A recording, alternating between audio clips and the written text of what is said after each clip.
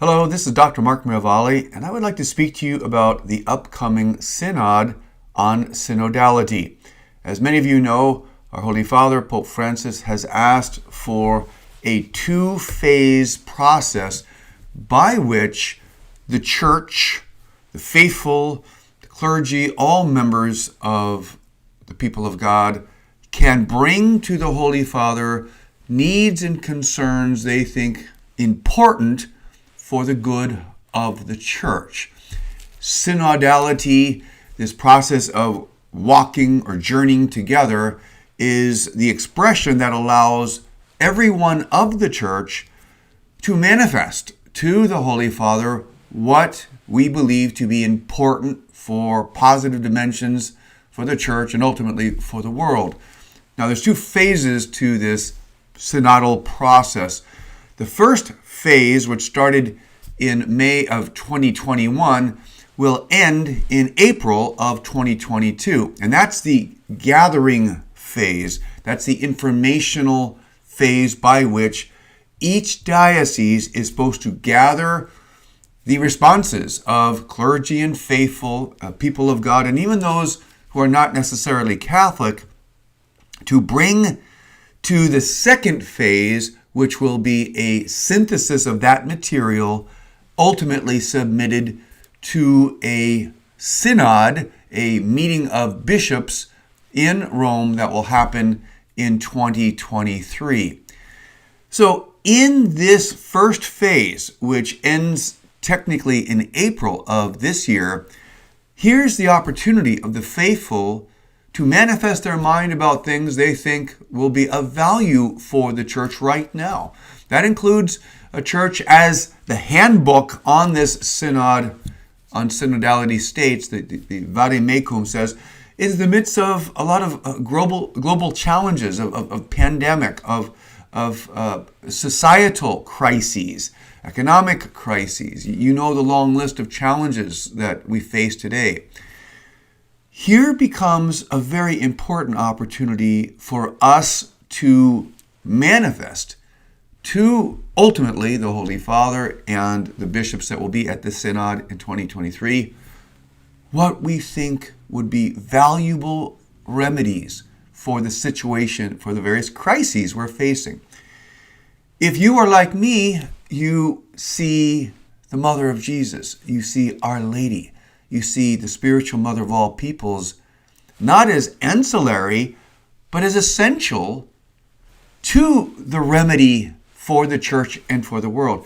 It's her intercession that will bring us the true graces of Jesus, that will bring us true renewal, authentic reform and conversion in the Church. And like all things of our Holy Catholic faith, it's not to say that there's not other elements that will be positive on the natural, societal level, ecclesial level, in terms of what we do. But there is still the deep conviction in many of our hearts that ultimately it will be Our Lady. It will be the spiritual mother of all peoples that will intercede with grace, because many of our challenges today are not something we can solve on our own. I think while positive participation is very important, we want to avoid any sense of a Pelagian or semi-Pelagian concept. That is, that we can fix the problems in the Church just by communication. I think that might be naive. So here's our opportunity to speak to our diocesan representative for the Synod on my conviction, and I pray it's also your conviction, that it's Our Lady who will ultimately bring peace and grace to a church in crisis and to a world in crisis. And it's very interesting that in the handbook for the Synod, it is very clearly articulated, number one, that the bishop must appoint a diocesan representative for the Synod to gather the information. And of course, you're talking about well over 4,000 different dioceses, and so there'll be a great diversity of how this is done. But it is the direction that came from the Vatican instruction to each bishop to say that the bishop must appoint a diocesan contact person. My encouragement to you today, my friends, if you share my conviction that along with other good practical means and suggestions, that the ultimate remedy for the church and the world in crisis is the intercession of the Mother of God, the spiritual mother of all peoples, and the acknowledgement that she is indeed the spiritual mother of all peoples. So I will be contacting my diocesan contact person, and it's also very clear in the Vade Mecum, in the manual that's sent out, the handbook, that there should be creative means for the diocesan representative, the contact person, to get information from people. And that includes, because of things like pandemic and restrictions, it could mean that it's not always possible to just meet and to dialogue. And therefore, there should be a disposition for every diocesan contact person to be, as the document says, as the handbook says, creative and inclusive. That is to say, even people that are not of the faith can participate in this process. So clearly, people of the faith can, and no one is to be excluded. That's the overall tenor of the instruction manual, the Vade Mecum. So that means obviously you and me. And our conviction, if you share mine, that it is Our Lady. The acknowledgement, the proclamation, the declaration that she is the mother of all peoples, so she can fully bring grace and peace to the world. This is really embodied in the message of Fatima. And in the end, Our Lady's Immaculate Heart will triumph and an era of peace will be brought to the world. Well, that's going to happen when we acknowledge that she is the spiritual mother of all peoples. And I would suggest, contacting your diocesan representative for the synod. Most dioceses will have this up on their diocesan website. If not, you may have to do something similar to what Our Lady did for the wedding guests at Cana and the wedding couple. You might have to assert. You might have to make a phone call. Is that not worth trying to get to the Synod in Rome and ultimately to the Holy Father? Our conviction, I pray it's yours as well as mine, that Our Lady is the answer. She is the remedy. Far more than our discussions, far more than legitimate clarifications that can come from our dialogue. Ultimately, it's her grace and her intercession that will bring us peace to the world and grace to the world. And it's not an either or. It's a both and. But I would say, certainly it is my conviction that Our Lady is primary in bringing us the graces of Jesus, which is what true reform is in the church. And that will also manifest itself in many personal, relational, societal, communal, and ecclesial ways. But I believe it is time to speak for Our Lady in this synod of synodality. And the best way we can do that is to respond what the Holy Father is calling us to do, to speak our minds to our diocesan contact persons, our representatives. So in some cases, your diocese may allow you to email in a response.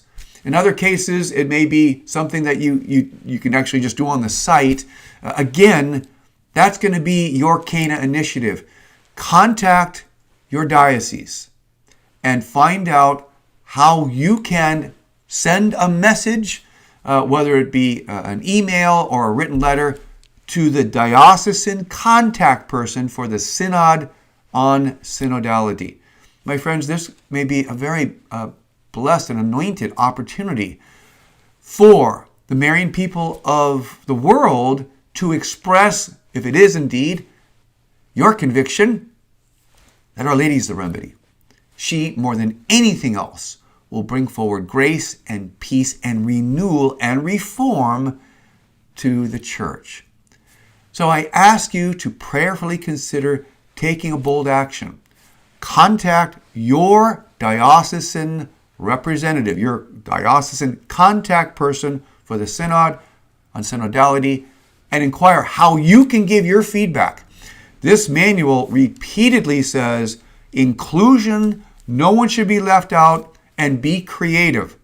Well, that should also be embodied and implemented by your diocesan contact person. If there's a reference, well, we really prefer that you come to a meeting, and you might say, well, I'm not able to come to that meeting, but here's my feedback. Of course, if you're able to go to the meeting, that's fine as well. You get the idea. Let's do this for Our Lady, and let's do it for the Church.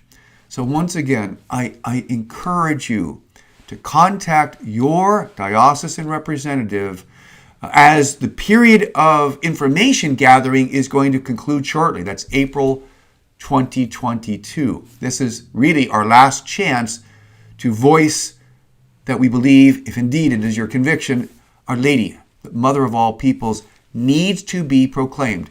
And I will be articulating that I believe it must be and should be ultimately a dogma, that the Pope should solemnly recognize in a dogmatic form that Our Lady is spiritual Mother of all peoples, so that she can then fully intercede with the graces and peaces that the Church and the world so desperately need. So all of this can be boiled down to you sending an email to your diocesan representative saying, I believe that Mary should be proclaimed the spiritual Mother of all peoples as a dogma which will bring grace and peace to the world. It can be as simple as that one line. So please speak on behalf of Our Lady in this synod for synodality, because ultimately we're speaking for ourselves, right? Ultimately, we're calling upon what we believe, if you share my conviction, the greatest means by which we can bring grace and peace to the Church and the world, both of which are in crisis, and that's through the intercession of Mary, the mediatrix of all graces. Tell your representative, if it is your conviction, that you would like our Holy Father to proclaim Mary as the spiritual Mother of all peoples, as an ultimate remedy in this dialogue for the Church for grace and peace for humanity. Thanks so much for listening. God bless you all.